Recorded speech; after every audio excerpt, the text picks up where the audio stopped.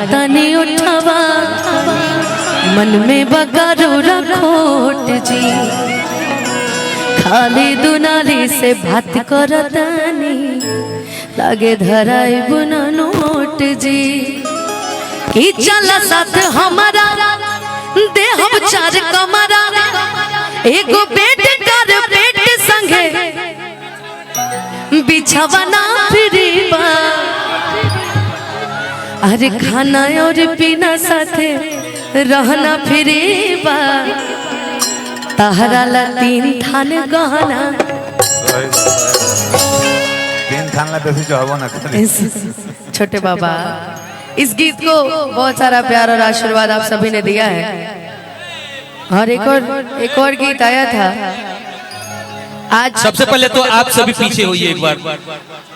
Volunteer बंधु आपसे आग्रह है कि पहले मंच के साइड प्ले कराइए, और आप सबों से आग्रह है कि आप दर्शक हैं तो सुनिए, आप सुनने आए हैं तो सुनिए फिर इनको क्या हुआ।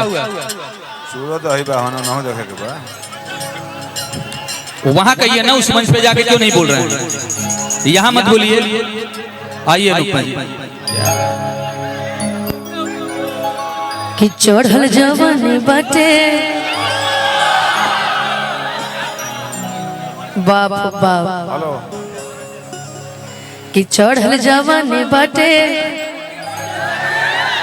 लागी बड़ी खराचा। हमके बोले बाबू साटे पड़ी पराचा, कि काले बाजी डाफरा अरे आवाजी लछापरा, लइकन के भाग जगए बुका।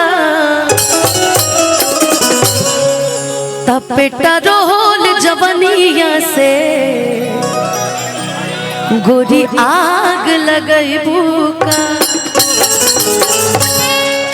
ई हवा के लइका लइका त होले बस, उड़ा दीबा बेहोश जदी चढ़ जाए जोश।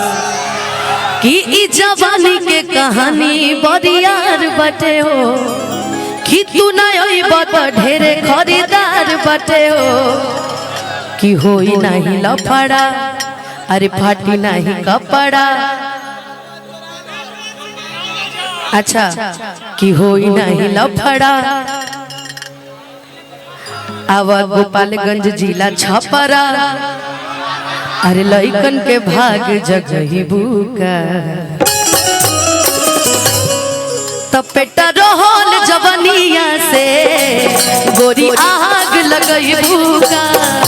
पेटा रोहल जवनिया से गोरी आग लगई बुका। चढ़ल जवानी बाटे लागी बड़ी खर्चा, हमके बोले बाबू साटे पड़ी पराचा।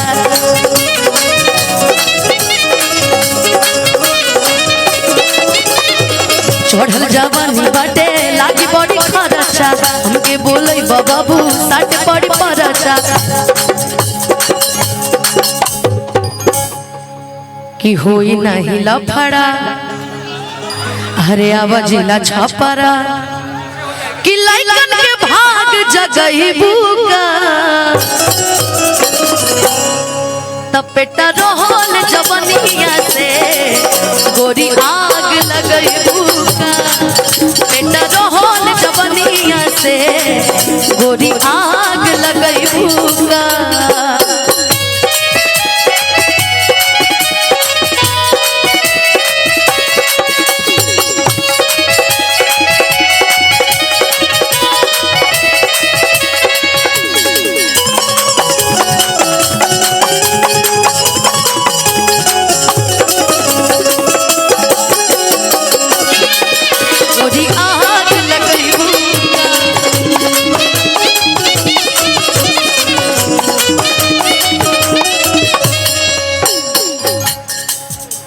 ई हवा के लइका